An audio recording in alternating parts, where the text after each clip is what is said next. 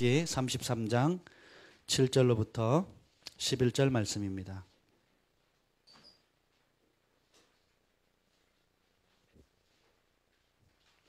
출애굽기 33장 7절부터 11절 말씀입니다.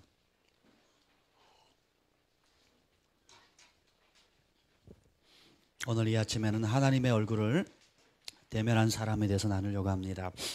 우리 7절부터 11절까지 한 절씩 교독하겠습니다.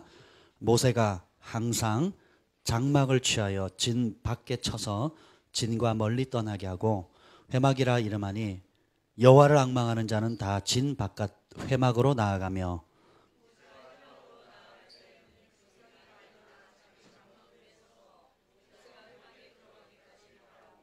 모세가 회막에 들어갈 때에 구름 기둥이 내려 회막 문에 서며 여호와께서 모세와 말씀하시니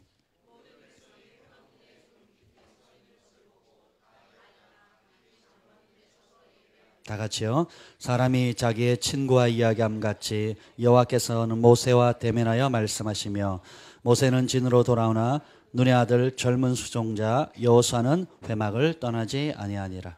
아멘. 성령님 오시옵소서. 진리의 빛을 비춰 주시옵소서. 하나님 마음속에 깊은 비밀을 알려주시고 우리 개인을 향해서 글로벌 파이어 교회를 향해서 이 나라의 민족과 열방을 향한 하나님의 마음을 부어 주시옵소서. 예수님의 이름으로 기도합니다. 아멘. 할렐루야. 한 주간 잘 지내셨습니까? 여러분 많이 보고 싶었습니다.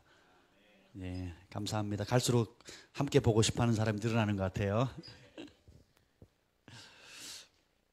지난 며칠간 하나님을 만나는 거에 대해서 저는 개인적으로 좀 계속 묵상하고 좀 도전을 받았습니다. 왜 신앙생활을 하면서 나는 자꾸 부가적인 것에 초점을 빼앗기고 있는가 하는 생각이 들었어요.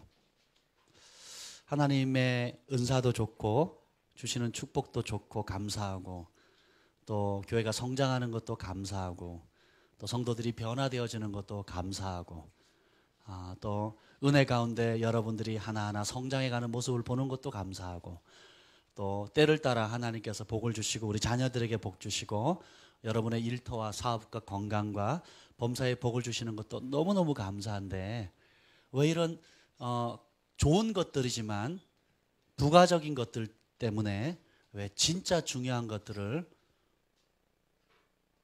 향한 그 시선이 내가 산만하게 되는가 분산게 되는가 하는 것을 문득문득 생각하게 됐습니다. 그래서 진짜 하나님을 만나게 되면 우리의 삶이 어떻게 될까?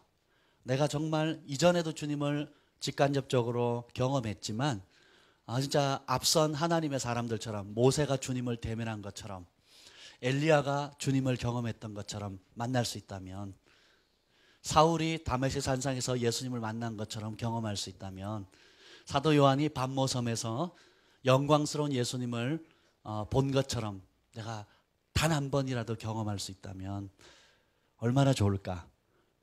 지난 금요일 날 이제 말씀을 전하고 기도하는데 제 입에서 툭 이런 기도가 나오는 거예요. 처음에는 하나님 제가 주님 만나고 싶어요 라고 기도를 하다가 하나님 우리 글로벌 파이어 교회에 누구든지 들어오면 하나님을 직접 대면할 수 있는 은혜를 부어주세요 라고 하는 기도 제목이 나오는 거예요. 우리가 여러분들의 개인의 기도, 건강에 대한 기도 제목, 자녀에 대한 기도 제목들 그리고 범사에 여러분들이 선하게 꿈꾸는 부르심이나 하나님을 향해서 남은 생 꿈꾸는 것들이 있지만 그런 아름다운 것들이 가운데서도 가장 아름다운 것은 주님을 만나는 것입니다. 실제로 주님을 만나는 거예요. 진짜 주님의 음성을 듣는 겁니다. 그 한 번의 만남, 그 한 번의 주님과의 그 인카운터가 우리의 인생을 전무후무하게 바꿀 수 있기 때문에 그렇습니다. 모든 세계를 이끌어가는 진정한 하나님의 사역자들은 진짜 예수님을 얼굴과 얼굴로 대면한 사람들입니다.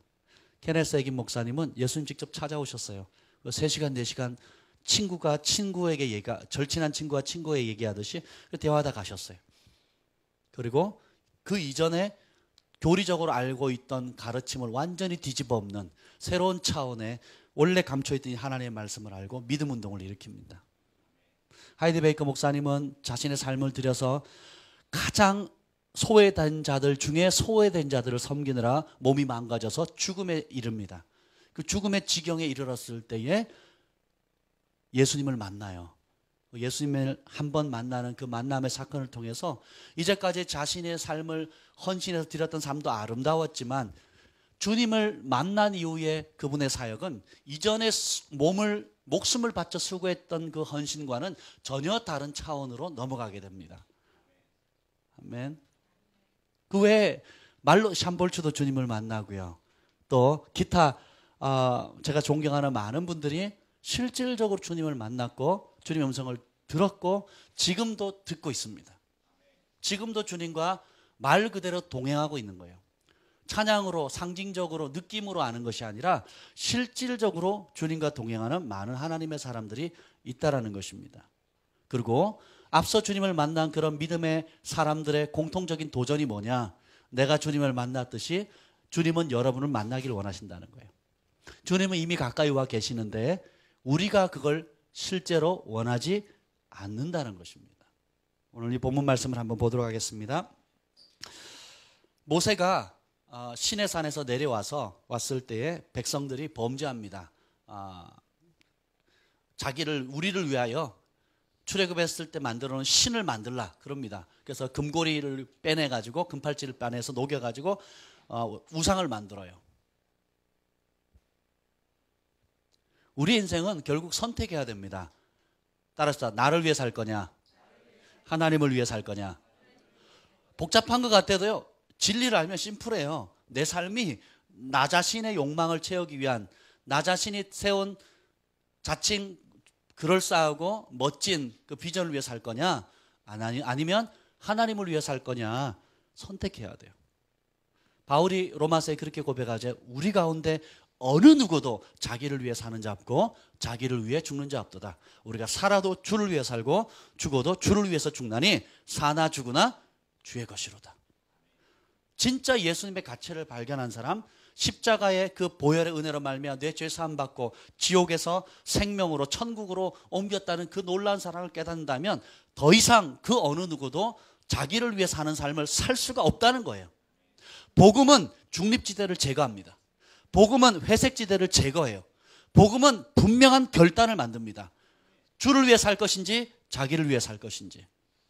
그래서 시내산에 십계명을 가지고 왔는데 백성들이 흥청망청 그 자기가 만든 우상신 앞에서 춤을 추고 술 마시고 온갖 나쁜 짓을 다 합니다.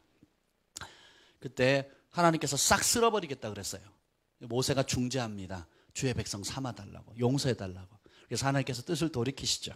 그리고 나서 이제 모세가 항상 장막을 취하여 진 밖에 쳐서 진과 멀리 떠나게 하고 회막이라 이름하니. 하나님을 만난 사람의 어떤 여러분 정말 주님 만나고 싶습니까? 그러면 앞서 만난 사람의 노하우를 따라가는 게 지혜입니다. 그렇지 않습니까? 여러분 집을 짓고 싶으면 누굴 찾아가면 돼요? 집을 지어본 사람 찾아가면 돼요. 그렇죠? 여러분 피아노 레슨을 혼자 쳐도 되는데 그 좋은 대학을 가기 위해서 실력을 늘리기 위해서는 누구한테 배웁니까? 그 피아노를 잘 치는 사람한테 배우는 것과 똑같습니다. 하나님을 대면하기를 원한다면 하나님을 대면한 사람들의 삶의 발자취를 따르는 것이 지혜입니다. 모세는 어떻게 하냐? 첫 번째가 뭐냐면 따라서 하나님을 만날 수 있는 특별한 장소를 마련했다. 회막이 뭡니까? 하나님과 단둘이 만날 수 있는 곳인데 그 특징이 뭐냐면 진 바깥이라는 거예요. 진이라는 게 뭐냐? 사람들이 살고 있는 삶의 터전이에요. 그러니까 늘 일상적으로 일어나는 분주함, 복잡함, 일거리, 그리고 걱정거리, 염려거리, 해야 할 일들 모든 산만케 하는 것들로부터 떠나서 진과 멀리 떠난다 그래요. 이것이 실질적으로도 떨어진 거리일 수도 있겠고 또 마음적으로도 예수님께만 집중할 수 있는 어떤 그런 공간, 그런 것이 필요하다는 것입니다. 여러분의 회막이 있습니까? 아브라함 링컨 대통령은 그 백악관 안에 자신만이 들어갈 수 있는 기도의 처소를 마련했잖아요. 군산에 있는 그 홍성우 목사님도 저도 아직 한 번 못 가봤어요. 나름 친하다고 생각했는데 본인과 주님만이 만나는 방을 따로 마련했어요. 그래서 아무도 못 들어갑니다. 가족들 외에는.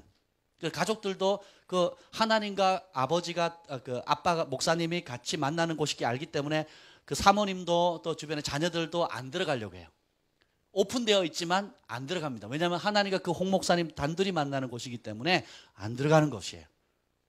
그래서 그곳에서 중요한 결정을 하고 그곳에서 안식하고 그곳에서 주님의 음성을 듣습니다. 그리고 중대한 결정을 해요. 회막이라는 것은 영어로는 텐트 오브 미팅이에요. 만남의 장소예요. 하나님과 나 단둘이 만나는 곳.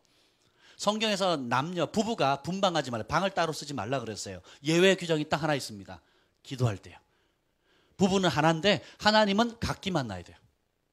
함께도 만나지만 각기 만나야 됩니다. 그래서 첫 번째는 뭐냐면 하나님을 만날 수 있는 특별한 장소를 마련하셔야 돼요. 그래서 그것이 중요합니다. 그래서 이번에 뭐 조슈아 밀즈 목사님 집회를 하는데 대부분 우리가 참여하죠. 그런 우리의 일상의 삶에서 떨어진 곳에 가서 주님 한 분만 만나기로 결정하고 시간을 내고 물질을 투자하고 그곳에 마음을 쏟는 것이 필요하다는 것입니다.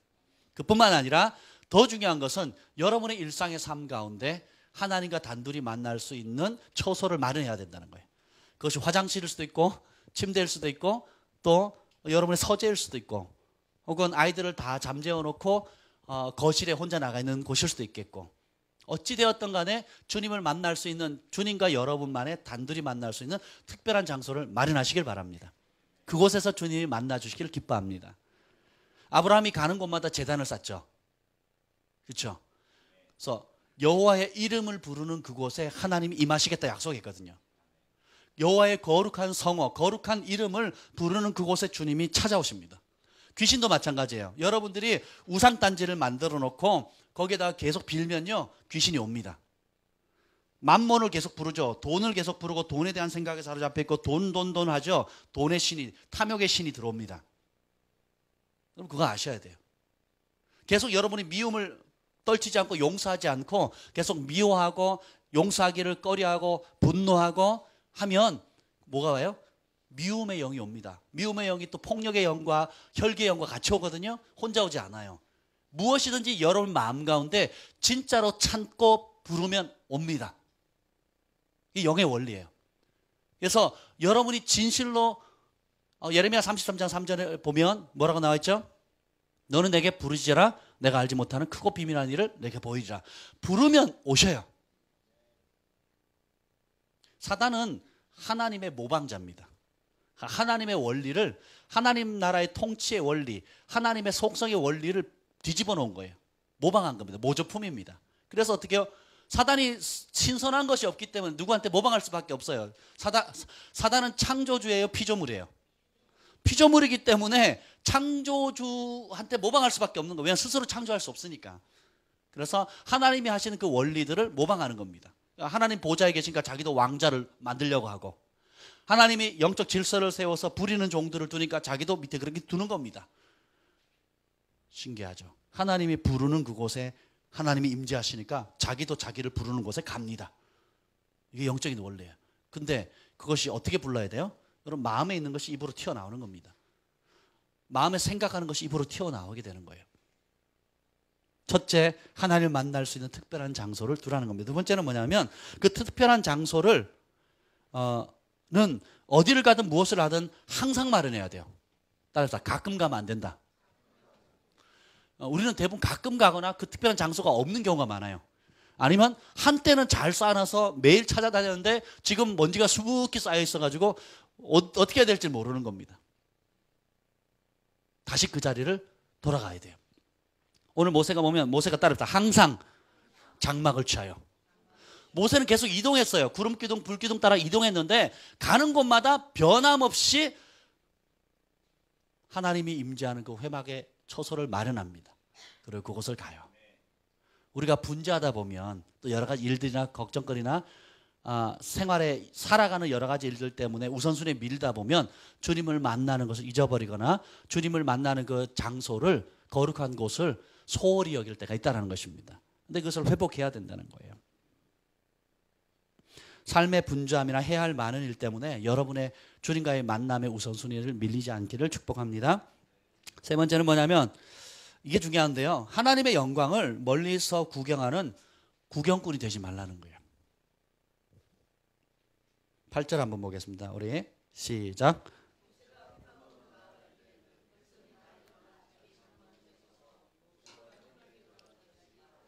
자, 모세가 그 하나님을 만나러 나아갈 때 백성들이 다 일어났어요.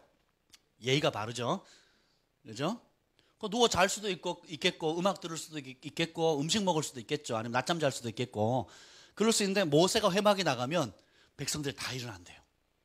얼마나 예의 바른 민족입니까? 제가 나가면 안 일어나잖아요, 여러분. 그대로 앉아서 있으시잖아요. 소킹하고 기도하고 그러잖아요. 근데 모세가 회막에 들어가기까지 바라본대요. 그러니까 모세가 회막에 들어가는 그 장면이 너무 아름다운 겁니다. 왜요? 하나님을 만나기 위한 그 만남의 장소인 회막에 갈 때에 구름 기둥이 내려오는 거예요. 백성들이 자기 장막 문 앞에 자기 집 앞에서 그걸 다 보는 겁니다. 모세가 일어나서 회막까지 들어가고 구름이 내려오는 그 장까지 다 바라보는 겁니다. 따라서 보는 것으로 만족하지 말라. 자, 계속 보겠습니다. 9절 여호와께서 모세와 말씀하시고 10절 한번 보겠습니다. 10절 시작. 모든 백성이 회막문에 구름 기둥이 서 있는 것을 보고 다 일어나 각기 장막문에 서서 예배하며. 아멘. 참 얼마나 아름다운 장면입니까? 하나님의 사람이 하나님을 만날 때 영광이 임하고 그 영광을 보고 멀리서 각자 자기 집 앞에서 하나님을 예배하고 경배하는 거예요. 아름답지 않습니까? 근데 문제는 그 다음에 있다는 거예요. 하나님을 만나는 장면을 구경하는 사람이 될 것인가, 아니면 여러분이 하나님을 직접 만날 것인가, 그걸 생각하셔야 돼요.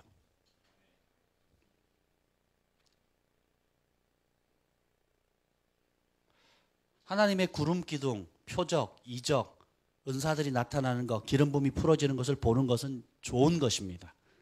아멘. 그거 특별한 거예요. 그렇지만 하나님과 교제하는 것을 하나님의 구름 기둥과 바꾸는 것은 미련한 것입니다. 마치 이거와 똑같아요. 정말 전 세계의 최고로 아름다운 결혼식을 예비했습니다. 우리 마지막 때 주님과 이룰 잔치가 무슨 잔치라 그랬죠? 혼인잔치. 결혼식을 멋지게 차려놨어요. 최고급으로. 역사상 전무후로 하니까 아름다운.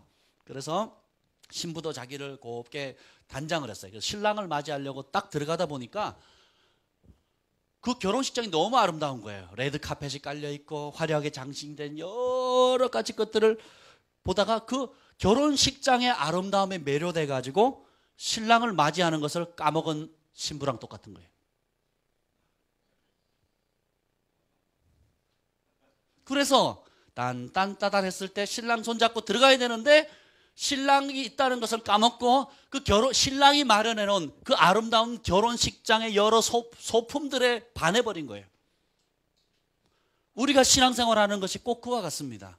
주님의 영광도 좋고 표적이 나타난 것도 좋고 또 치유가 나타난 것도 좋고 삶에 축복해 주시고 재정적으로 축복해서 삶에 존귀하게 해주시고 여러 가지 좋은 것들이 있는데 정작 결혼식장에서 신랑을 잊어버린 신부처럼 우리가 소모품에 마음이 뺏겨버리면 그건 정말 어리석은 행동이라는 것입니다. 여러분이 기억해야 될 것은 다른 사람의 기름 부음 그늘 아래 만족하지 마십시오. 예를 들면 제가 참 사랑하는 저희 부부가 조슈아 밀즈 목사님에 대해서 얘기하는 걸 되게 좋아합니다. 왜냐하면 정말 몇 안 되는 깨끗한 영성을 소유한 분 중에 한 분이세요. 그래서 음료도 물만 좋아한대요. 커피, 주스, 이런 거 다 드시긴 하는데 물이 최고래요.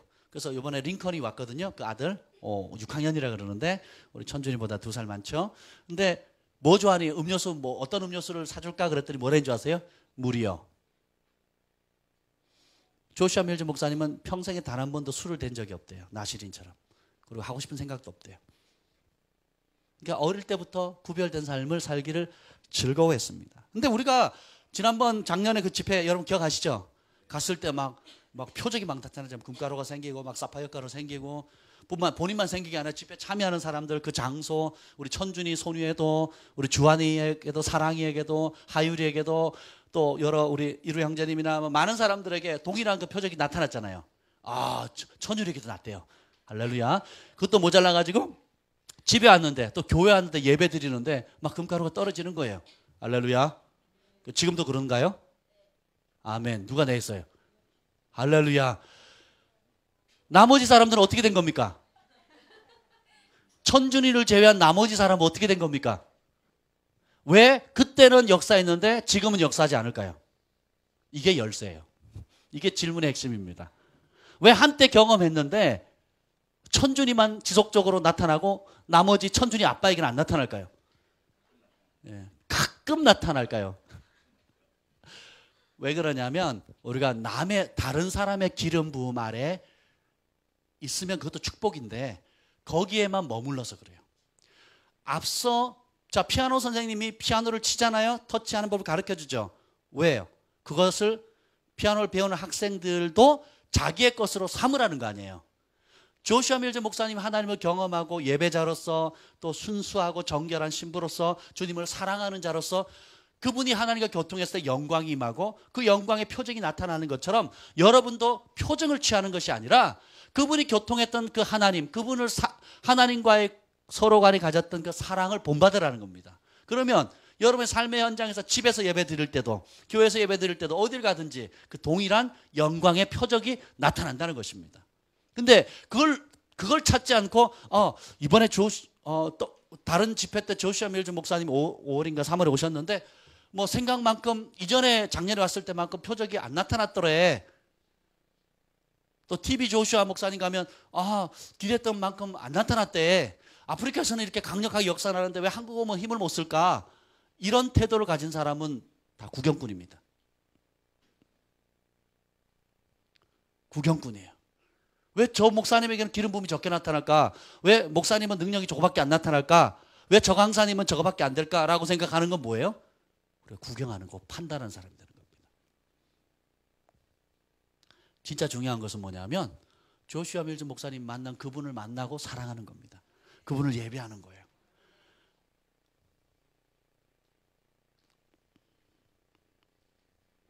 하나님과 나만의 구름 기둥을 만드는 훈련을 하셔야 돼요. 모세가 가니까 구름 기둥이 내려오잖아요. 그럼 모세가 떠나면 구름 기둥이 올라갑니다. 여러분이 가면 구름 기둥이 내려와야 돼요.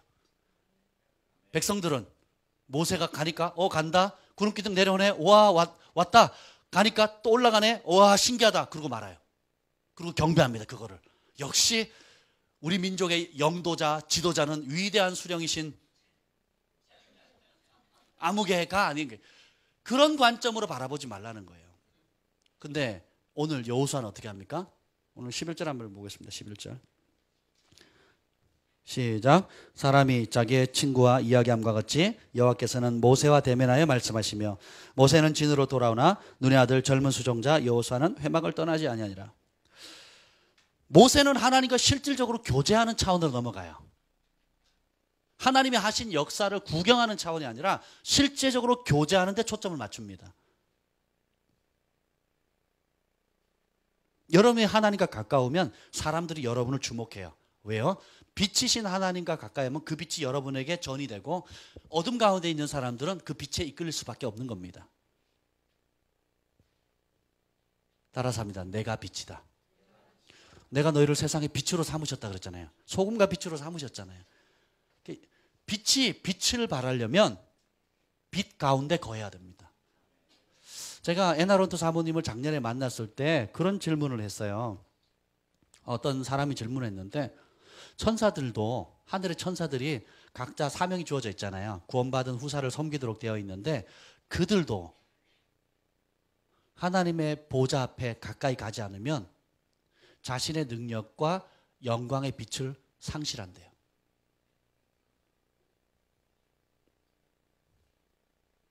왜 그러냐 하면 모든 능력과 영광과 빛의 근원이 하나님이시기 때문에 그렇대요. 참 우리 하나님의 지혜는 대단한 것 같습니다. 태양이 없으면 달이 빛을 발할 수 있을까요? 우리가 늘 밤에 떠오르는 달이니까 달이 빛을 발하는 것처럼 생각하기 쉽잖아요. 태양이 없는 달은 빛을 발할 수가 없습니다. 우리도 여러분 각자에게 하나님께서 다양한 위치, 다양한 은사, 다양한 부르심, 다양한 능력, 다양한 재능을 주셨어요. 근데 따랐습니다. 내 것이 아니다. 태양이신 예수님을 가까이 하는 만큼 여러분 빛은 크게 발산하는 거고, 그분과 멀리 할수록 여러분은 차가워지고 빛을 잃게 되는 것입니다. 하늘의 천사들이라 할지라도, 수많은 천상의 존재들이라 할지라도 주님을 가까이 해야지만 그 에너지를 다시 공급받을 수 있는 것입니다. 이후에 요한계시록 보면 천국에 가면 새하늘과 새 땅이 임하게 되면 다시 성전이나 해와 달이 없다 그랬잖아요. 왜요? 하나님 아버지 자체가 빛이 되시는 거예요. 태양이나 빛도 피조물이잖아요. 그렇죠? 만드신 빛의 근원 자체이신 그분이 함께 하시기 때문에 빛을 발할 수 있는 것입니다. 여러분도 주님을 가까이 하면 얼굴에 광채가 나요. 우리 성도들 가운데 은혜를 받으면 얼굴이 달라지잖아요. 그 처녀 총각들이, 특히 처녀가 누군가 사랑에 빠지면 얼굴색이 달라져요. 그렇죠? 화장 안 해도 막 쳐다보지 못할 정도로 막 빛이 납니다. 그리고 그 주변은 기쁨으로 가득, 세상이 다 행복해 보여요. 또 하나, 그 원리가 뭐예요? 사랑에 빠지면 얼굴이 바뀝니다. 10년도 못 갈 사람한테 사랑에 빠져도 그 얼굴빛이 바라는데, 영원한 사랑의 근원이신 우리 예수님과 사랑에 빠지면 얼마나 빛을 발하겠어요. 그렇잖아요. 따라합시다. 내 얼굴에 다 드러난다. 속일 수가 없어요. 그렇지 않습니까, 여러분? 근데 하나님은 또 다른 모세를 찾고 계셔요. 눈의 아들 젊은 수종자, 따라합시다. 젊다, 어리다. 어릴 때부터 여호수아는 회막을 떠나지 않는 거예요. 제가 지난 금요일에 말씀드렸잖아요. 그 하나님의 산에 70 장로들이 먹고 마시고 하나님 얼굴 뵙잖아요. 그리고 내려갑니다. 그리고 다시 여호와의 산에 십계명을 받으러 올라갈 때에 모세가 뭐라 그럽니까? 여호수아를 데리고 올라가요. 적어도 그는 백성들 가운데 산 밑에 있지 않았습니다. 산에 같이 올라가요. 그리고 40일 동안 함께 거합니다. 산 중턱에 있었는지 7분 응선, 8분 응선에 있었는지 몰라요. 그러나 분명한 것은 여호와의 산에 있었다는 겁니다. 하나님을 만나러 가는 사람들의 뒤를 발자취를 쫓아갔어요. 그리고 하나님이 만나는 모습을 봅니다. 그리고 하나님의 사람을 쫓아 빠지는 것이 아니라 하나님이 계시는 그곳에 머무는 거예요. 그런 사람이 다음 세대를 이끌어가는 하나님의 도구가 되는 것입니다. 하나님은 오늘도 하나님의 영광이 영원히 머물 하나님의 처소를 찾고 계시는 거예요. 이 출애굽기를 우리 이제 제가 그 핸드폰에 그 앱이 너무 감사한데요. 정말 제가 이제까지 다운로드 받은 앱 중엔 최고의 앱인 것 같아요. 너무 심플하고 단순한데 핸드폰만 키우면 성경 구절이 먼저 떠요. 사실은 우리 두 아들이 먼저 뜹니다. 그리고 탁 치면 성경 구절 한 구절이 딱 뜨는데 거기에 중독이 돼버렸어요, 제가. 그래가지고 전화를 걸렸다가도 그게 먼저 성경 읽다가, 그리고 막 읽다가 한 5분 10분 읽다가 내가 이걸 왜 켰지? 그리고 까먹어요. 종종 그럽니다. 근데 출애굽기를 다 읽고 이제 레위기를 넘어가고 있거든요. 이렇게 성경을 한 절 한 절 읽는데 속도가 빨리 읽기는 처음인 것 같아요. 레위기를 막 이제 읽고 있는데 이 한 절 한 절 읽으니까 뭐 구절 구절이 너무 좋아요. 그래가지고 그 갤럭시 폰은 그 자리에 그 화면 자체를 캡처하잖아요. 사진 찍을 수 있잖아요. 그래서 부딪히는 구절은 찍는 거예요. 찍어가지고 그 사진 포토함에 자동으로 들어가잖아요. 그러면 그걸 끄집어내는 거, 나중에 심심할 때 그걸 보는 거예요. 그걸 묵상한 것을 카톡에 올리기도 하고, 또 남을 보이기 위해서가 아니라 나 자신의 유익을 위해서 그 말씀을 취하는 것입니다. 아멘. 그래서 근데 이 출애굽기를 쭉 보면 모세가 시내산에 몇 번 오른지 아세요? 2번. 자, 또 없습니까? 여러 차례 오릅니다. 굉장히 많이 올라요. 굉장히 많이 오릅니다. 한 번 오르지 않아요. 2번, 3번이 아닙니다. 여러 차례 오릅니다. 나중에 한번 시간 돼서 몇 번 올라갔다 내려오나 한번 보세요. 모세도 등산을 좋아했던 것 같아요. 자신의 건강을 위해서. 근데 여러 차례 진짜 많이 올라가요, 여러분. 정확한 횟수를 못 헤아릴 정도로 여러 차례 올라갑니다. 나중에 한번 보십시오. 그만큼 하나님의 산에 자주 올라가는데, 그 모세가 여러 차례 올라갔지만 그 중에 3번의 특별한 변화가 있어요. 그 첫 번째가 뭐냐면 출애굽기 3장 4장에 모세가 떨기나무 불 가운데 하나님의 음성을 듣습니다. 따라서 해봅시다. 부르심과 사명의 산. 처음에 산에 오를 때는 하나님의 부르심을 받아요.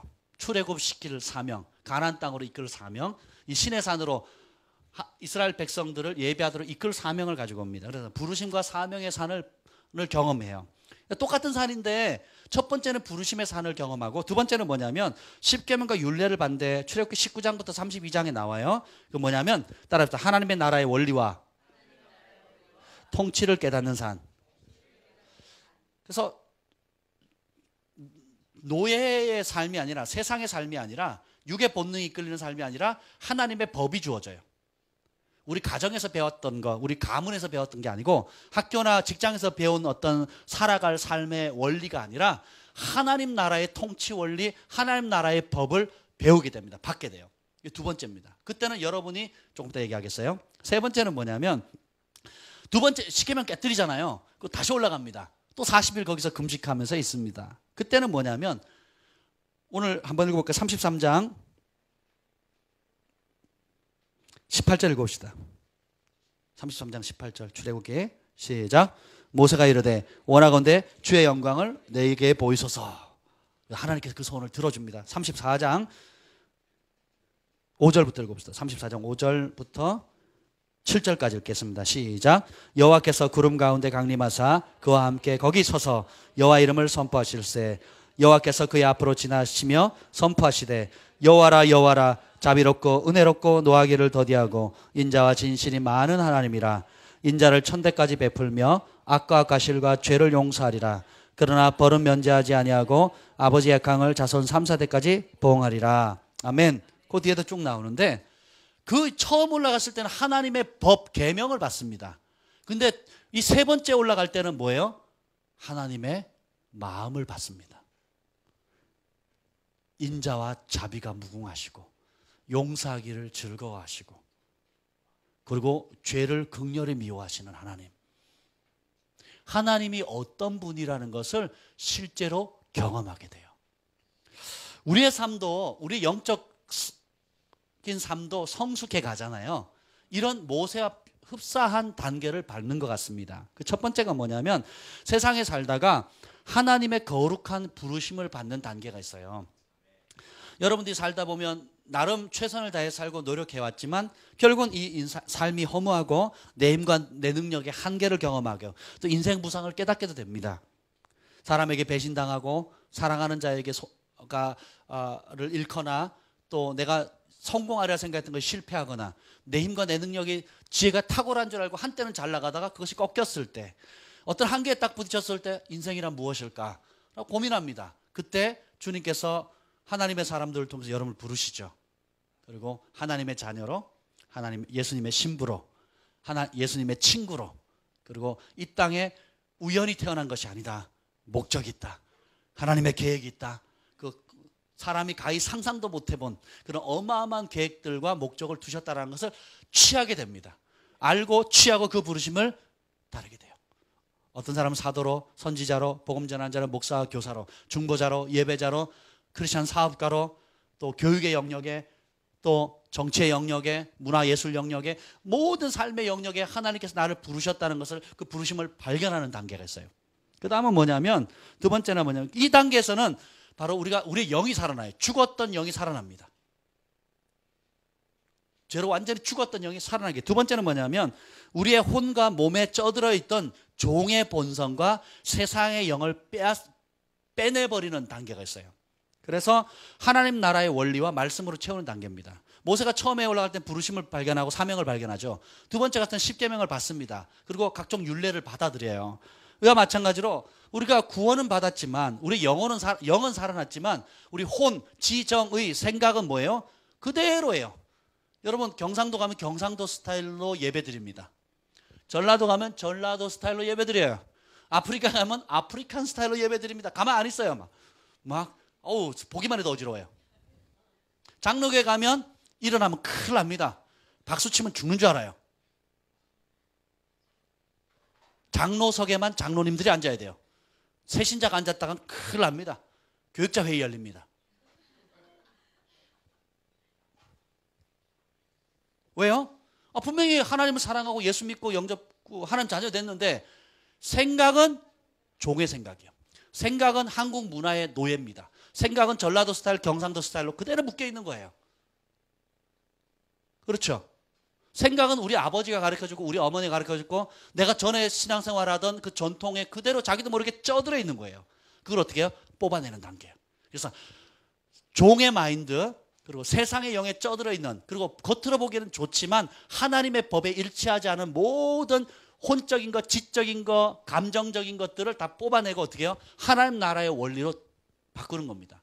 그래서 양육이 필요하고 말씀을 배워야 되고 훈련을 해야 되고 여러분들이 경건의 연습을 통해서 하나님의 말씀으로 계속 연단받아야 되는 것입니다. 아멘. 그러면 이 영적으로 말하면 요한 1서에 보면 그 첫 단계는 어린아이고 두 번째 단계는 청년이에요. 청년들의 단계의 특징은 뭡니까? 요한 1서에 보면 말씀으로 죄를 이깁니다. 그리고 말씀으로 악한 자를 이깁니다. 여러분이 죄를 이기고 세상의 영을 이겨야 청년 수준이에요. 지면 애기입니다. 애기 단계는 뭐예요? 자꾸 받아야 돼. 사랑 받아야 되고 구원 받아야 되고 돌봄을 받아야 되고 격려 받아야 되고 물론 다 필요한 것이죠. 근데 받지 않으면 못 사는 단계예요. 그래서 그때 많이 역사하는 영이 뭔지 아세요? 섭섭이의 영입니다. 내가 사회적 위치가 있는데 내가 그래도 교회에서 어른인데 나이가 이런데 신앙생활을 몇 년을 했는데 혹은 내가 어떻게 봉사했는데 하면서 나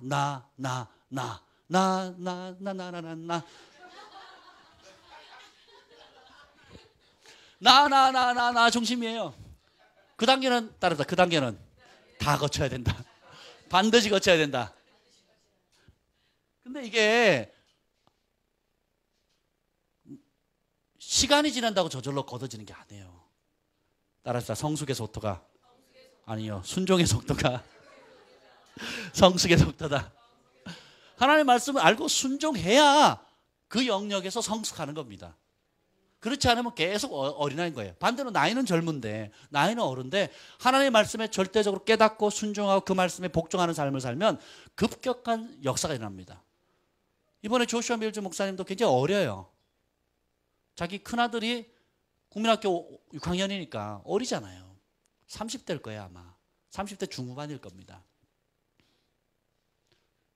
샴볼츠도 40대 초반이에요. 그리고 많은 원숙한 하나님의 사람들도 있지만 우리가 가속화의 원리를 알잖아요. 그 구약의 예언서에 보면 파종하는 자가 추수하는 자를 뒤따라간다 그랬어요. 다시 말하면 뭐냐면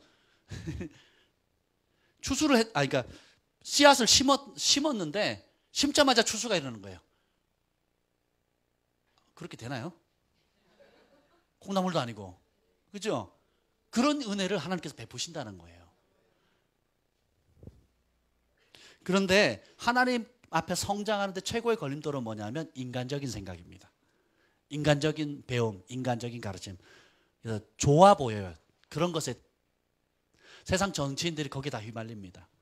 좋아 보이고 그럴싸한 유토피아, 인본주의, 휴머니즘 이것이 굉장히 많아요.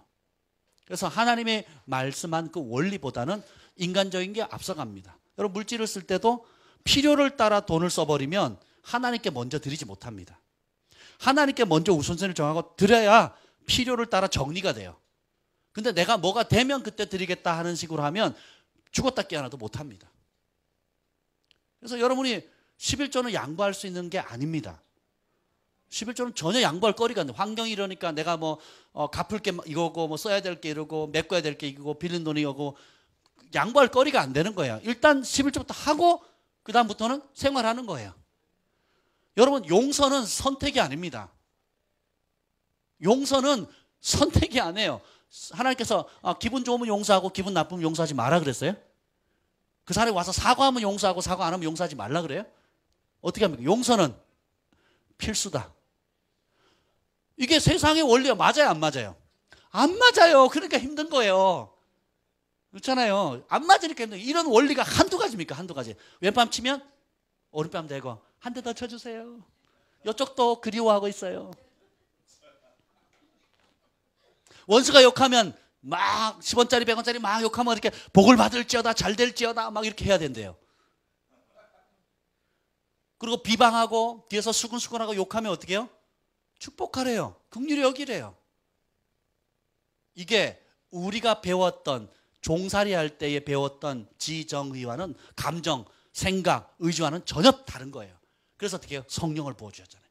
그래서 성령이 우리를 사로잡아서 지정의 혼의 영역을 거룩하게 해야 되는 것입니다.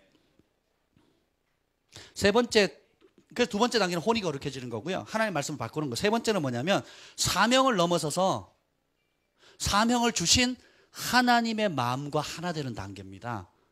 우리의 영혼뿐만 아니라 최후로 마지막으로 구속받아야 될 게 우리의 몸이에요. 따라서 몸도 거룩하다. 우리의 영이 거룩한 만큼 여러분의 몸도 거룩합니다. 어떤 사람들은요, 자기 몸을 학대하는 사람이 있어요. 자기 몸을 사랑하지 않는 사람이 있습니다. 따라서 내 몸은 하나님의 집이다. 영적인 몸을 얘기하는 거예요. 따라서 여러분 이거 한번 잡아보세요. 이렇게. 진짜 여러분 요 몸뚱아리가 하나님이 거하기로 결정한 하나님의 집이래요. 아멘.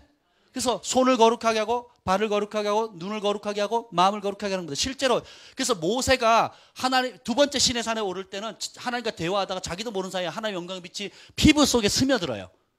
그래서 내려오니까 사람들이 쳐다봐야 못 받아요.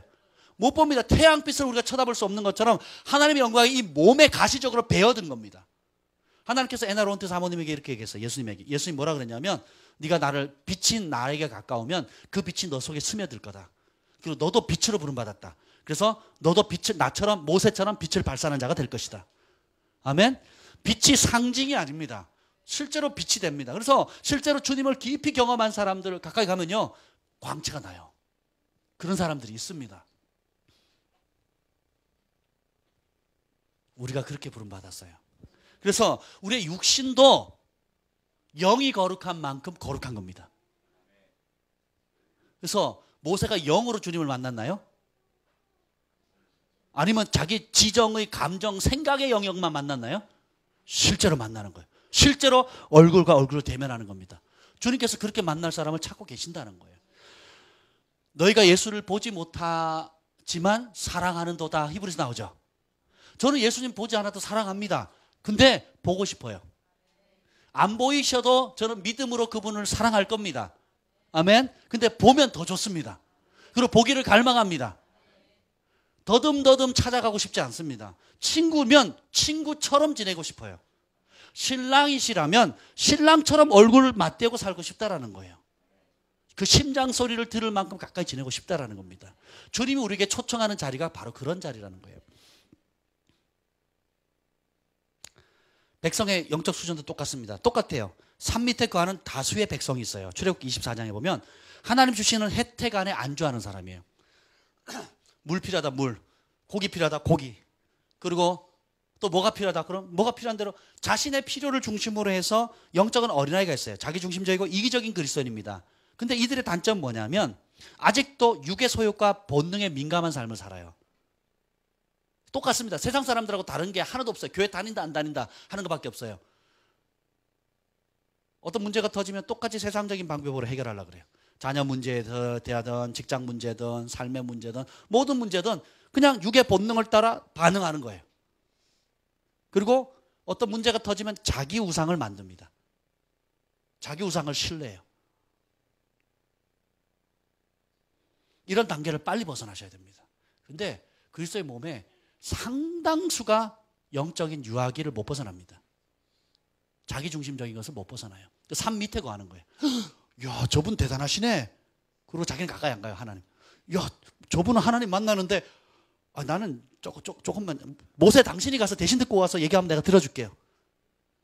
많은 사람들이 저희한테 중보기도를 부탁합니다. 전 중보자가 아니에요. 저한테 중보기도 부탁하지 마세요. 전 중보자가 아닙니다. 저의 사명은 말씀을 전하는 사람이에요. 저는 중보를 아내와 중보팀한테 부탁을 합니다. 물론 제가 기도하죠. 근데 중보자처럼 저는 기도를 못합니다. 중보자는 밤낮으로 목숨 걸고 기도합니다. 그런 사람한테 부탁하셔야죠. 근데 어쨌든 간에 부탁을 해요. 그러면 어떻게 되냐면 자기는 부담스러우니까 그 문제를 하나님께 좀 해달라는 거예요. 떠맡기는 거예요. 직장 문제도 목사님에게 떠맡기고, 자녀 문제도 목사님께 떠맡기고, 또 무슨 일 터질 때마다 목사님께 떠맡기고, 하나님 더 잘 들어줄 것처럼 생각해요. 그래서 직접 들으시고 나한테 얘기해 주시면 내가 순종하겠다는 거예요. 이게 이스라엘 백성의 대다수의 수준이었어요. 그리고 오늘날 교회에 그리스도의 몸에 안타깝게도 이 수준을 못 벗어나고 있습니다. 그나마 무당 안 찾아가는 것만 해도 다행이에요. 두 번째는 뭐냐면 산 중턱에 부름받은 존귀한 지도자들이에요. 오늘 그 출애굽기 24장 지난 금요일을 봤는데요. 하나님을 70인 장로들과 모세와 아론과 그리고 아론의 두 아들이 같이 올라가는데 하나님을 뵙고 하나님과 함께 먹고 마시는 친밀함을 경험하는, 영적으로 하면 아주 깊은 차원의 영적인 경험을 한 거예요. 여러분 하나님 보신 분 손 들어보세요. 하나님과 함께 같이 식사하신 분 손 들어보세요. 역시 저만 신령하군요. 70 장로들과 리더들이 이걸 경험해요. 그리고 하나님을 대면했지만 하나님 죽이지 않으십니다. 모세만 경험한 게 아니라 백성의 지도자들도, 어른들, 장로들은 어른이라는 뜻이거든요. 그 어른들이 동일한 경험을 합니다. 근데 문제는 뭐냐면 하나님을 귀한 손님으로 대접하는 차원에 머문다는 거예요. 다시 말하면 백성들이 모세가 안 보이니까 40일 만에 하나님을 경험했잖아요. 40일 만에 이 지도자들이 백성들이 자기를 위해 우상을 만들어 달라 그러니까 그 만드는 일을 도와줘 버립니다. 아론이 그러죠. 그리고 각 지파의 수장들이 그렇게 합니다. 그리고 하나님을 만나고 먹고 대면했던 그 사람들이 똑같이 동조해요. 자기들을 위해 우상을 만든 백성의 욕망을 채워줍니다. 다시 말하면 하나님보다 사람들과 여론의 인식에 더 민감한 거예요. 오늘날 교회 모습 같지 않습니까? 오늘날 정치 모습 같지 않습니까? 진리는 없어지고 사람들의 요구에 의해서 교회가 돌아가고 있는 거예요. 영적인 세계와 하나님의 영광은 경험했지만 자기를 위한 세상의 욕심을 버리지 못한 영적 지도자들이 있다는 것입니다. 그들에게 하나님은 특별한 손님이에요. 특별한 경험. 나 한때 그런 야, 나도 젊었을 때 그렇게 경험해봤어. 나도 방언해봤어. 뭐 별거 아니더라. 한국의 유명한 복음주의계의 어르신이 있어요. 나도 방언해봤더니 가만히 내가 분석해봤거든. 뭐 똑같은 어조가 반복되더라. 야, 그거 아무것도 아니야. 그러고 가르쳐요. 그러니까 방언 필요 없어. 이렇게 가르치는 사람입니다. 그건 자기 말이 있어요? 기록된 하나님 말씀이 있어요? 하나님 말씀 뭐예요? 방언을 금하지 말라 그랬거든요. 근데 자기 경험으로 방언을 금합니다. 고린도전서 14장에. 예언하지 말라 그랬죠. 그 예언을 예언하지 말라 그랬나요? 예언을 하라 그랬죠. 그리고 예언을 소중히 여기라 그랬잖아요.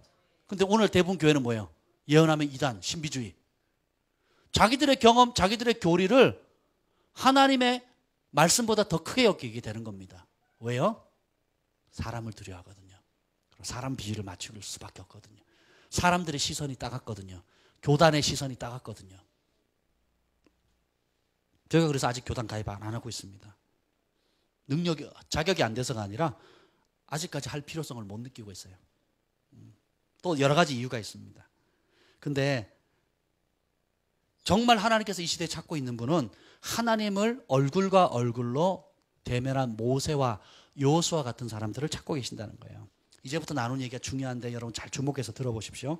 제가 에나론트리 사모님이 쓴 그 그리스도의 제사장적 신부라는 책을 지금 계속 읽고 있어요. 너무너무 좋아요. 이 좋은 책의 가치를 왜 인지 알았을까? 회개했습니다, 제가. 저는 주님을 만난 사람의 이야기가 좋아요. 왜냐하면 그분들은 주님께 직접 들은 얘기를 나누거든요.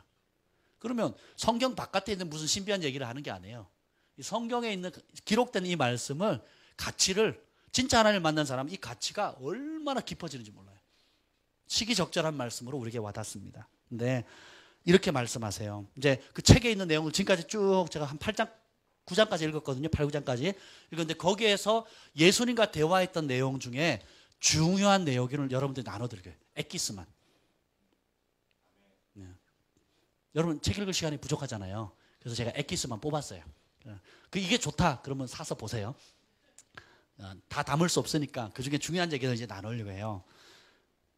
이렇게 말합니다. 예수님이 너는 땅에 떨어진 썩은 고기 맛에 길들여진 검은 독수리가 되지 말라.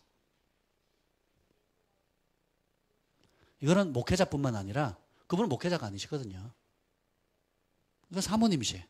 사모님 평신도셨다가 주님이 만나 주셔서 그 남편이 목회하시다 그만 일찍 소천하셨어요. 평범한 사람으로 시작됐습니다. 여러분 태어날 때 목사님으로 태어납니까? 다 한때 평범했던 똑같은 사람이에요. 목사님은 뭐 한 끼만 먹어도 살아요? 화장실 안 가도 변비 안 걸리죠? 난리 납니다. 방구 안 끼나요? 저도 끼거든요. 아내가 싫어하지만. 똑같습니다. 근데 누구든지 간에 주님의 길을 따르다 보면 땅에 떨어진 썩은 고기 맛을 경험할 때가 있어요. 그 뭐냐? 여러분이 가지고 있는 은사나 재능이나 물질이나 하나님 주신 위치, 사회적인 명성, 영향력, 또 지성, 인성, 또 품성 여러 가지를 통해서 예수님의 영광을 나타내도록 부름을 받았는데 그러면 어떻게 해요? 사람들이 그것에 대한 예우를 해줍니다. 그리고 그것에 대한 혜택을 줘요. 그러면 그 예우와 혜택이 좋은 것인데도 불구하고 그 맛을 들이다 보면요. 주님을 잊어버려요. 그리고 돈 받고 예언을 하고 또 하나님을 내 성공과 내 가정의 행복을 위한 도구로 전락시켜버립니다. 그리고 교회도 자기 마음대로 또 권력 맛에 들이고 사람들을 조종하게 되고 돈 맛에 빠져가지고 결국 어떻게 해요? 흰 독수리여야 되는데 검은 독수리로, 검은 머리 독수리로 땅에 떨어져 있는 썩은 고기들을 먹는데 중독돼 버립니다. 우리가 그것을 경계해야 됩니다. 하늘의 신령한 은사와 부르심과 능력을 성소 바깥에 뿌려진 세상의 것을 얻기 위해 소진하고 낭비하는 사람이 되지 말라는 거예요. 주님이 이렇게 말씀하십니다. 예수님께서 이렇게 말씀해요. 너는 내 손에서 나는 하늘의 만나를 먹으라. 거룩한 것을 먹는 거룩한 독수리가 되어라. 그러면 하나님 앞에 있는 더 높은 주님의 보좌까지 주님이 계시는 그 방까지 들어갈 수 있는 차원으로 옮겨진대요. 그러지 않으면 성소 바깥에 있다는 겁니다. 왜? 성소 바깥에 검은 독수리들이 많대요. 그 독수리의 특징은 뭐냐면 사람의 마음을 읽을 수 있는 예언적인 기름 부음이 있습니다. 무당들뿐만 아니라 진짜 예언자로 부름받은 사람도 사람의 마음을 읽을 수 있는 은사가 주어져요. 그런데 예수님이 뭐라고 책망하시냐면 그런 독수리의 부르심을 받았는데 사람들의 마음을 꿰뚫고 이제 사람들의 필요를 채워주기 시작한대요. 성소 바깥에 벌어지는 일들, 자녀 문제, 직장 문제, 사업 문제, 뭐 당락 문제, 또 대선 뭐 될 거냐 안 될 거냐, 취직 될 거냐 안 될 거냐, 어느 대학 가야 되냐, 필요한 문제래. 예수님은 그건 필요한 거라고 악한 거라고 얘기 안 하셨어요. 필요한 것인데 그것은 내 성소 바깥에 있는 거래요. 그 필요가 워낙 크기 때문에 그것을 돕도록 나의 예언자 독수리들을 많이 보냈다는 거예요. 도와주라고. 그걸 도와주는 것이 좋은 거예요, 나쁜 거예요? 좋은 것입니다. 근데 문제는 뭐냐면 그 바깥에서 도와주다 보니까 바깥에서 떨어지는 그 썩은 고기를 맛들이기 시작했어요. 그러더니 어떻게 했냐? 지성소 안에 있는 하나님의 심장 속으로, 하나님의 마음 속으로 하나님과 교제하는 그 자리를 멀어지게 되는 거예요. 그래서 하나님과의 관계로 사역하는 것이 아니고 하나님 주신 은사와 능력으로 사역하게 됩니다. 그래서 능력과 은사는 나타나는데 하나님과 관계가 없는 사람이에요. 능력과 은사는 드러나지만 하나님의 기쁨이 안 되는 방향으로 가는 겁니다. 물질도 똑같습니다. 예언도 똑같고요. 각종 여러분이 주신 다양한 것도 마찬가지예요. 그래서 예수님께서 책망하시는 겁니다. 지성소 바깥에 있는 썩은 고기에 맛들이지 말라고요. 그리고 내 손에서 나오는 하나님과의 직접 관계 속에 나오는 하늘의 만나를 먹어야 지성소에 들어가게 되고 주님의 심장 속으로 들어간다는 거예요. 근데 거기에 들어가는 사람이 적대요. 대부분 성전 바깥에서 썩어진 고기를 먹는데 익숙해져 있다는 겁니다. 산에 올라가면 스네이크 프리 존이라고 있어요. 뱀이 없는, 그러니까 어느 고도 이상 올라가면 높은 산, 우리가 여호와의 산에 오를 자 누구냐 이런 말씀 있잖아요. 그리고 하나님 보좌는 높은 곳에 있거든요. 그래서 시편에도 여호와의 산에 오를 자, 그 성산 지성소가 있는 그곳에 오를 자 누구냐 하면 그런 내용이 나오죠. 근데 산이 어느 정도 고도 이상 올라가면 산에 가면 뱀이 굉장히 많습니다. 제가 어릴 때 뱀 굉장히 많이 잡았거든요. 제 별명 중에 하나가 땅꾼이었어, 땅꾼. 진짜 푸대 잡고 막 들고 다녔어요. 이 예언적인 그런 행동이었던 것 같아요. 그래서 뱀을 많이 잡아서 팔러 다니고 막 그랬습니다. 근데 어느 정도 고도 이상 올라가면 뱀이 없어요. 예수님을 경험함으로 예수님의 아름다움의 가치를 발견한 사람들은 세상의 그 어떤 것과도 예수님을 바꾸려 하지 않습니다. 그래서 죄의 유혹이나 시험에 연연치 않는 단계에 이르게 되는 거예요. 여러분 그거 보셨어요? 술을 좋아하던 사람이 전에는 술이 좋았는데 어느 날부터 싫고 역겨워지는 게 있어요. 먹으면 토하고 싫어지는 거예요. 게임이 굉장히 저는 갤러그 되게 좋아했거든요. 뿅뿅뿅뿅 똥파리 나 뿅 뿅 파워 2개 딱 뭉쳐가지고 총알이 막 2배로 나가고 거기에 미쳐가지고 막 그 우리 그 이모부 고모부 돈도 훔치고 막 그랬던 기억이 나요. 어릴 때. 그리고 들켜가지고 혼나고 막 뭐 그런 기억이 나는데 그렇게 좋았던 게 지금 너무 싫은 거예요.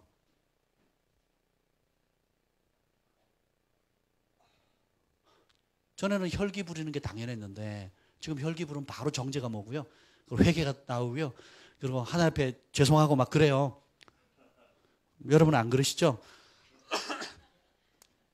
근데 제가 조슈아 밀즈 목사님한테 물었어요. 아니 전 세계를 돌아다니면서 혼자 여행을 하는데 여러 가지 유혹들도 많을 것 같은데 어떻게 이기냐고. 그때 아주 진짜 열받는 대답을 하셨어요.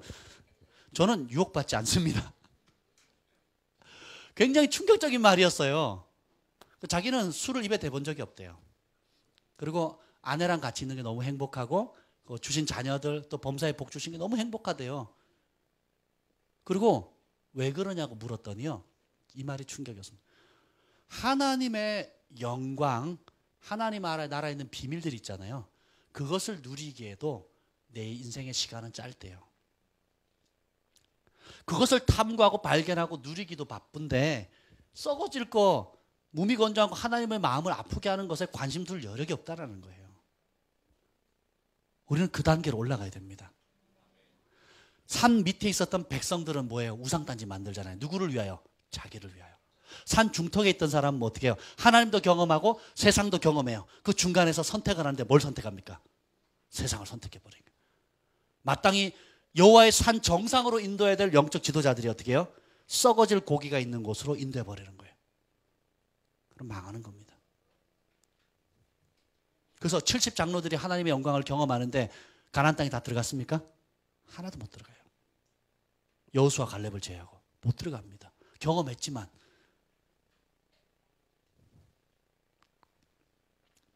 하나님의 영광에 완전히 매료된 사람들이 있습니다.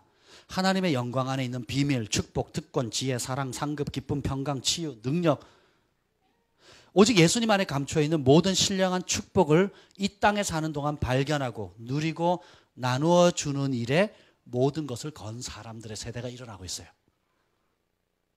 내가 이 죄를 이기니 못 이기니 저 유혹을 이기니 못 이기니 하는 차원이 아니라 하나님의 영광 속에 완전히 사로잡혀가지고 그게 좋은 거예요. 중보자들은 기도하다 예수님 만나면 그게 너무 좋은 겁니다. 제가 존경하는 한 중보자는 기도할 때마다 예수님 만난대요. 그러니까 그게 너무 행복한 거예요. 그래서 24시간 기도하는 겁니다. 자기의 제일 큰 고통은 기도하는 자리에서 빼내는 거예요. 다른 일 시키는 게 너무 곤욕스럽대요. 근데 주님이 하라니까 하는 것인데 자신이 가장 행복한 길은 무릎 꿇고 주님을 만나는 것. 왜요? 꿇을 때마다 주님을 만나니까. 그 세계 아예 사는 겁니다. 예배자는 밤새 예배하는 겁니다. 24시간 예배하는 거야. 인도하는 예배가 아니라 사람들 앞에 보이는 예배가 아니라 나와 하나님 사이에서 예배하는 겁니다. 이틀 전에 제가 자면서 아이들 사랑이를 안아주고 소망이하고 아이들 놓고 그냥 습관을 쫓아서 애들 잘 때 노래를 불러줬는데요. 제가 어렸을 때 주님을 처음 만났을 때 부르던 노래들이 막 나는 거예요. 무슨 찬송을 부른 줄 아세요? 그 곡 중에 하나가 구주를 생각만 해도 내 마음이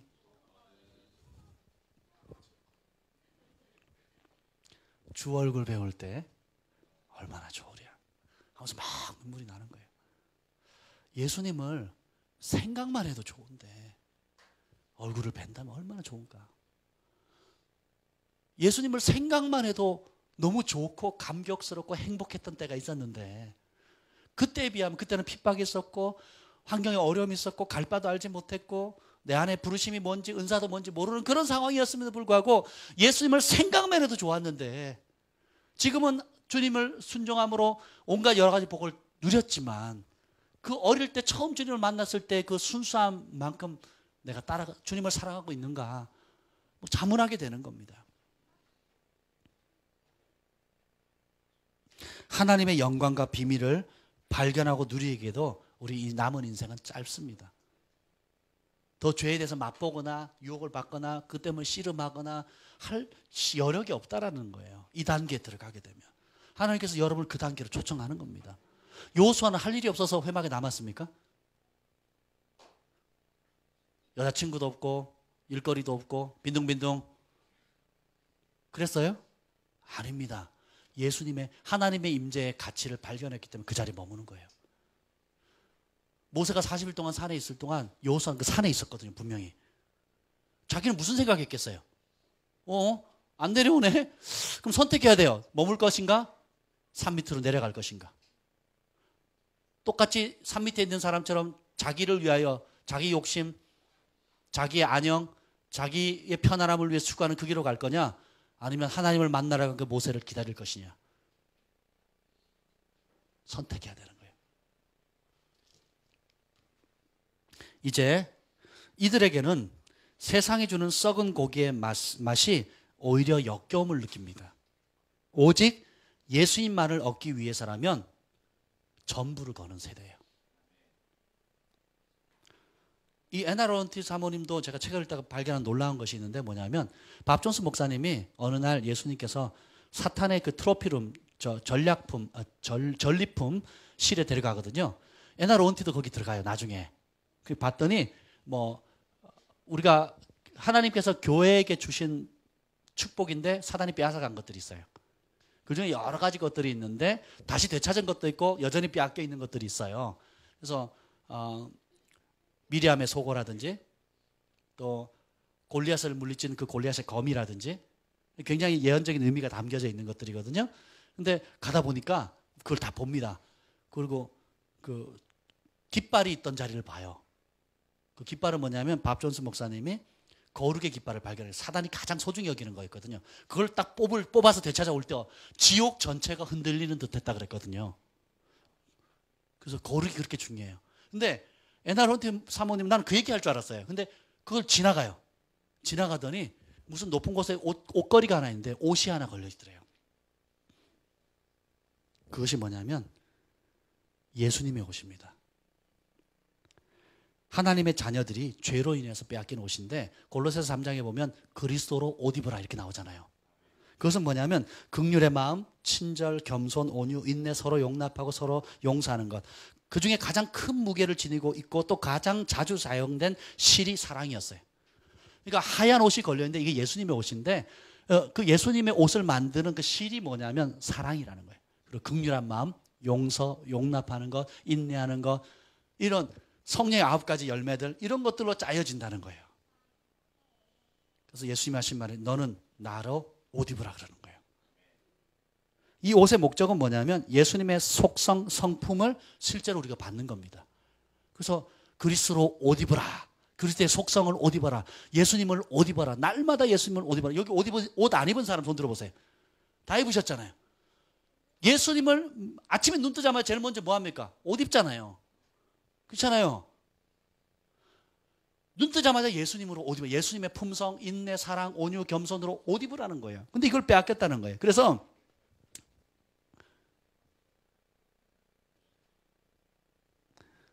예수님이 이렇게 말합니다. 에나야, 나를 옷으로 입도록 해라. 자수가 놓아진 옷은 신부의 정체성을 가진 자들이 입게 될 것이다. 이 옷은 누구에게 주어지느냐? 예수님의 신부로서의 정체성을 갖는 사람에게 주어지는 거예요. 점도 없고 흠도 없고 예수님 한 분만을 사랑하는 그 사람에게만 주어집니다. 아무나 주어지는 게 아니에요. 나와 더 충만한 연합 가운데로 들어가는 자들이 그 옷을 입었단다. 그와 같은 옷은 없단다. 그래서 그걸 되찾아가래요. 그래가지고 사탄의 전리품실에서 그 옷을 되찾자마자 예수님 독수리로 변합니다. 그래서 올라타서 지옥을 빠져나오는데 어떤 일이 생긴 줄 아세요?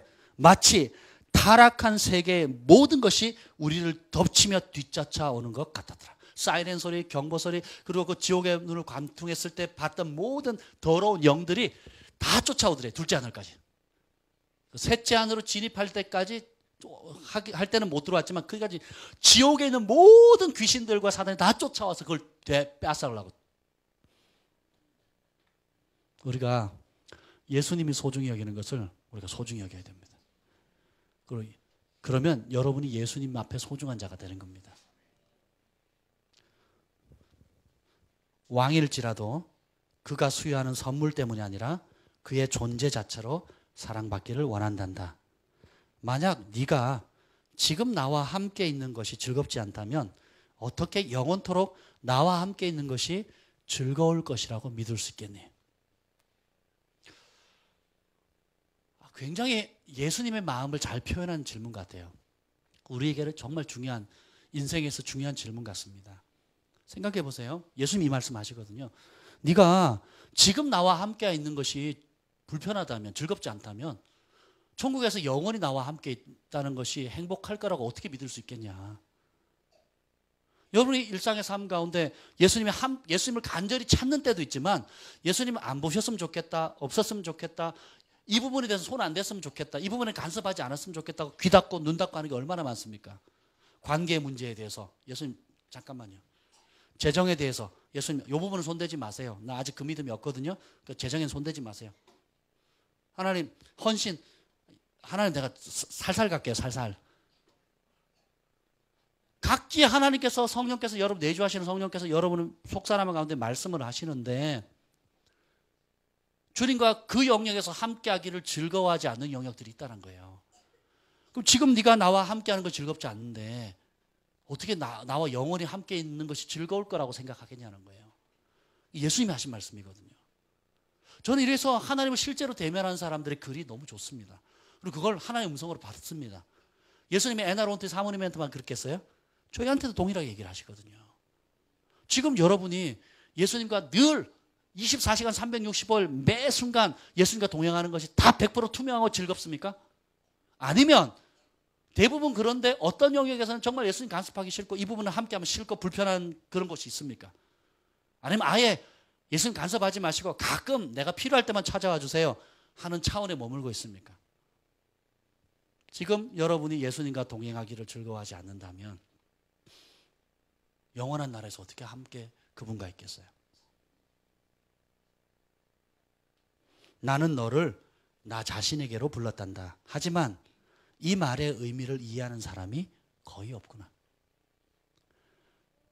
예수님은 여러분을 선물 주는 차원에서 멈추는 게 아니에요. 예수님 자신에게로 부르신 겁니다. 하나 되도록. 부부가 하나 되듯이, 신랑 신부가 하나 되듯이. 근데 이 말의 진짜 의미를 깨닫고 자신의 삶을 드리는 사람이 너무 적다라는 거예요. 예수님이 하신 말씀입니다. 하나로 연합한 자들은 모든 것, 고난과 영광을 함께 한단다. 영광뿐만 아니라 고난도 함께 한다. 자기 자신의 관심사를 버리고 하나님의 관심사를 추구하는 자들이 많지 않구나.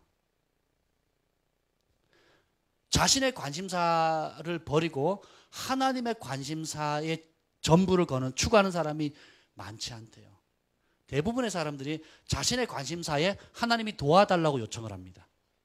내가 이런 관심 있고 이런 문제가 있고 이런 걸 해결해야 되니까 주님 도와주세요. 이 부분에 은혜를 열어주세요. 길을 열어주세요. 도와주세요. 라고 한다는 거예요. 그래서 많은 그리스도인들이 자신의 관심사에만 묶여 있다는 겁니다. 근데 주님께서 뭐예요? 자기 자신의 관심사를 버리고 하나님의 관심사를 추구하는 자들을 찾고 계시는 겁니다. 하나님 안에 살도록 부름받고 선택받은 자들은 하나님의 고통에 동참하기를 갈망한단다. 그러면서 예수님이 뭐라 그러는 줄 아세요?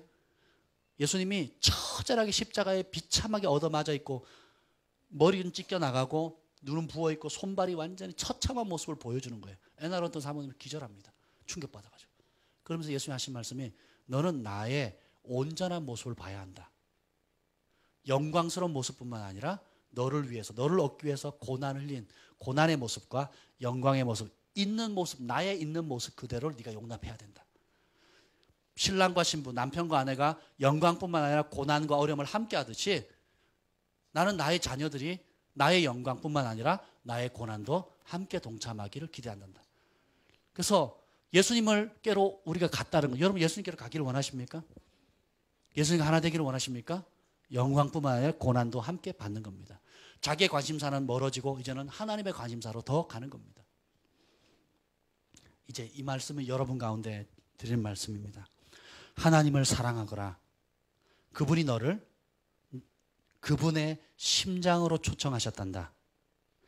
그 초청을 하찮은 것으로 여기지 말라. 때가 되었다. 우리 교회는 가운데, 여러분 가운데 모든 공통점은 하나님을 사랑하는 부르심이 있습니다. 그리고 이 가운데는 특별히 하나님의 심장 가운데 들어가도록 초청받은 사람들이 있습니다. 그런 사람들이 더 많이 모일 거예요. 저는 이 말이 제 개인뿐만 아니라 우리 교회에게 주시는 말씀이라고 생각을 합니다. 예수님의 심장으로 초대받은 거예요. 모세가 세 번째 산에 오를 때에 하나님의 심장을 봤거든요. 저는 마음을 알거든요. 인자, 자비가 영원무궁하신 그분의 선하심과 인자하심을 경험하거든요. 그 초청을 하찮은 것으로 여기지 마세요. 여러분의 부르심은 지금 하고 있는 직장 일이 아닙니다. 따라서 지금 하는 일은 부차적인 부르심이다. 여러분의 주된 부르심은 예수님을 사랑하는 거예요. 최고의 부르심은 예수님을 사랑하는 겁니다. 아멘. 그리고 지금 하는 일은 부가적인 일이에요. 그 사랑을 이 땅에 표출할 수 있는 장소고 터전이고 도구인 것입니다. 근데 대부분의 그리스도인들은 거꾸로 살아가요. 어떻게 해요? 내가 지금 하고 있는 일이 주된 일이고 예수님은 부가적인 겁니다. 그 한 일에 잘 도와주면 예수님이 필요하고 잘 안 도와주면 그러나 어렵게 되면 다른 신을 찾는 겁니다. 아니면 자기 주먹을 믿고 사는 거죠. 주님은 중심을 보십니다.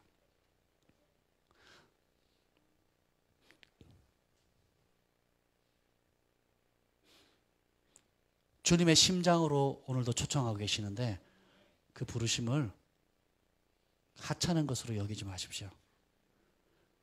예수님의 가치, 예수님의 부르심을 소중히 여기면요, 예수님을 얻게 됩니다.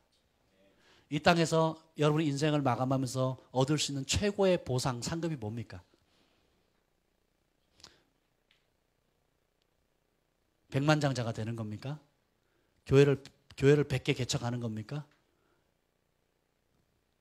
우리 인생의 가장 큰 보상은 예수님입니다. 지금 우리가 살아가는 나머지 인생은 신랑 대신 예수님을 맞이할 준비, 단장을 하는 겁니다. 그 부분에 대해서 우리가 여러분이 좀 이번 성회를 통해서 이 성회 가운데 조슈아 밀즈 목사님이 흘려보내는 기름 부음의 그늘에 만족하지 마시고 저분이 어떻게 주님을 만났을까? 저분이 능력의 근원은 무엇일까? 저 목사님과 예수님과의 관계는 어떤 것일까를 곰곰이 생각해 보십시오. 또 하나의 컨퍼런스에 동참하는 게 아니라 그분을 만나시길 바랍니다. 예수님이 말씀하십니다. 네가 나를 보상으로 받으면, 상급으로 받으면 이 땅에서의 삶이라도 신비하고 감동적인 삶이 되고 참되고 영원한 생명으로 고동치게 될 것이다. 나의 영이 너를 통해서 다른 사람들을 만지기 때문에 너는 살리는 영이 될 것이다. 영어로는 생명을 주는 영이 될 것이다. 우리 안에 예수님이 온전히 자리 잡게 되면 우리는 살리는 영이 됩니다. 생명을 주는 영이 되는 거예요. 내가 더 큰 분량으로 너를 통해 흘러갈 때에 내가 줄 보상도 너와 함께 간단다. 나와 함께 간단다. 견고한 요새들은 무너지고 벽돌들이 무너져 내릴 것이다. 그러면 더 많은 생명이 너의 영을 통해 흘러나가 다른 사람들 안에 흘러넘치게 될 것이다. 하지만 너도 유익을 얻게 된단다. 너도 내 생명의 통로가 됨으로 인해 새로운 힘을 얻게 될 것이다. 결국 우리 안에 예수님이 얼마나 계시냐에 따라 우리는 예수님의 생명을 흘려보내는 통로가 되는 것입니다. 그러자 애나 사모님이 탄식해요. 뭐라고 탄식하냐면 사망이야, 죽음이야 이렇게 해요. 갑자기 죽음이야. 예수님을 벗어나 있는 모든 것이 사망이야. 가면을 쓰고 있는 사망이야. 예수님을 벗어나 있는 모든 좋아 보이는 것은 사실은 죽음이라는 거예요. 가면을 쓰고 있는 죽음이라는 거예요. 포장지만 화려한 죽음이라는 거예요. 그러자 이렇게 고백합니다. 다른 사람들은 세상을 더 추구하도록 내버려 두고 나는 하나님을 더 추구할 거야. 주님, 전 주님을 저의 보상으로 원합니다. 제가 받아들일 보상은 오직 주님뿐입니다. 주님을 사랑하기 때문에 주님 외에 그 어떤 것으로도 만족하지 못할 거예요. 예수님으로 만족할 수 있는가? 예수님으로 만족할 수 있는가? 어떤 분이 저한테 이런 얘기를 했어요. 부부가 얘기를 하다가 만약에 우리에게 10억의 돈이 주어진다면 7억을 하나님 전에 하나님이 일하는 데 썼으면 좋겠다 하고 누가 얘기를 했더니 남편이 그랬어요. 뭐라 그러냐면 3억이면 괜찮을 것 같은데 7억이면 하면서 순간 액수와 상관없이 내가 과연 주님을 전부를 들여 사랑하는가 하는 퀘스천이 들더래요. 내가 주님을 사랑한다고 했고 또 그런 삶을 살아가고 있는데 라고 생각을 했는데 막상 현실적으로 7억이면 큰 돈인데 그리고 내가 쓸 수 있는 게 3억밖에 안 되네? 라고 생각을 하는 거예요. 그러면서 내 안에 정말 주인이 누군가, 내가 정말 사랑하는 것이 무엇인가가 드러나더래요. 그 얘기를 정직하게 얘기하는 거예요. 10억이 있지도 않은데 당장 오겠다는 것도 아닌데 만약 주어진다면, 혹시나 주어진다면 그 상황 생각에서도 이미 지는 거예요. 그게 우리의 진짜 본 모습이라는 겁니다. 그분만 그렇습니까? 저도 마찬가지예요.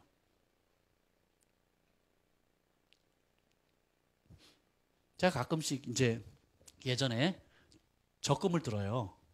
가끔씩 예전에 그러면 이걸 하면 우리 사랑이 뭐 해줘야지, 이거 하면 또 우리 부모님 뭐 해줘야지 하고 들어요. 아이들을 위해서 하는 거야. 그리고 이제 그러면서 이제 적금을 붓다가 중간에 결국 내 욕심이네 그러면서 계속 떠오르는 거예요. 그래서 또 내용이 그러는 거예요. 뭐라 그러냐면 결국 너는 하나님이 기뻐하는 일이라면 그거 다 쓸 거 아니냐고. 제형이 그래요. 가만히 생각하니까 아니 500만을 모으든 1000만을 모으든 2000만을 모으든 결국은 하나님이 기뻐하는 일에 내가 쓰기로 결정을 했는데 뭐 이런 생각이 중간에 들어요. 그래서 자연스럽게 포기하는 습관이 들어버린 거예요. 할렐루야. 감사하더라고요. 주가 쓰시겠다 하라 하는 음성을 들었을 때 그냥 아낌없이 내어드릴 수 있는 마음을 주신 게 은혜입니다. 아멘. 계속 제 영 안에 드는 질문이 이겁니다.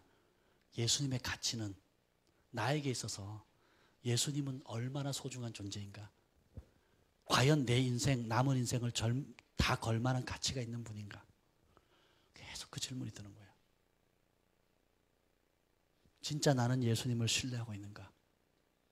진짜 나는 세상에 그 어떤 것보다 예수님을 사랑하고 있는가? 모든 걸 다 잃는다 할지라도 그 한 분만을 위해서 살아갈 건가? 살아간다고 생각했어요. 난 그렇게 드려졌다고 생각했어요. 그리고 그렇게 살아왔다고 생각했어요. 근데 현실은 몇 가지 진단 질문만 딱 해도 아닌 거예요. 따라서 아닌 거는 아닌 것이다. 스스로 자가를 진단하셔야 돼요. 영적인 실상을, 자신의 모습을 진단하셔야 됩니다. 그리고 이런 것이 과정이지만 궁극적인 목표를 향해서 달려가야 됩니다. 산 밑자락에서 안주하지 마시고, 산 중턱에서 한두 번 경험한 것에 안주하지 마시고,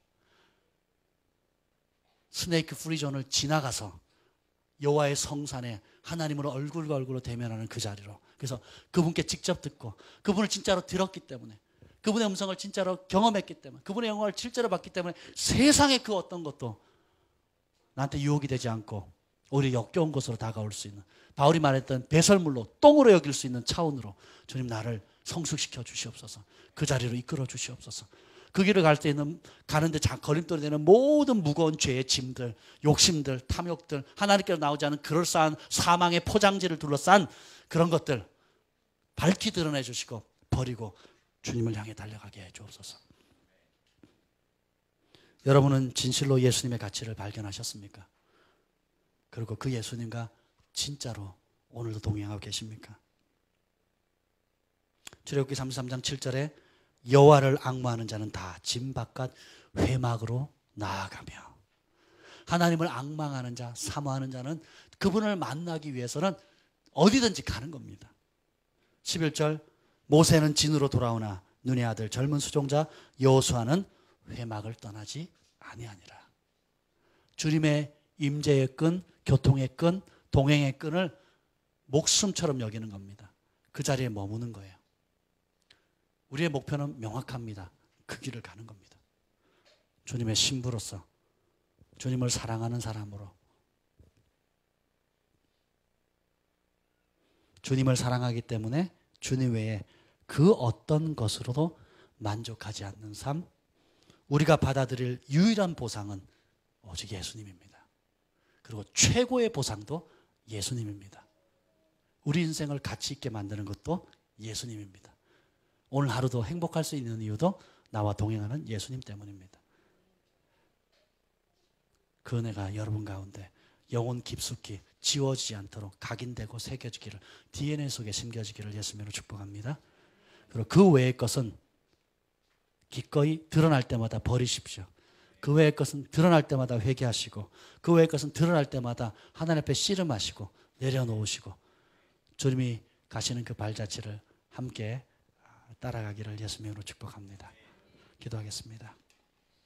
주님 감사합니다. 오늘 우리에게 하나님의 얼굴을 앞서 대면한 사람들의 삶의 발자취를 살펴보았습니다. 이제 주님의 심장으로 우리가 초대받았는데 하나님 그 초청을 하찮은 것으로 여기지 않게 하옵소서. 그 심장 속으로 더 깊이 들어가게 하옵소서.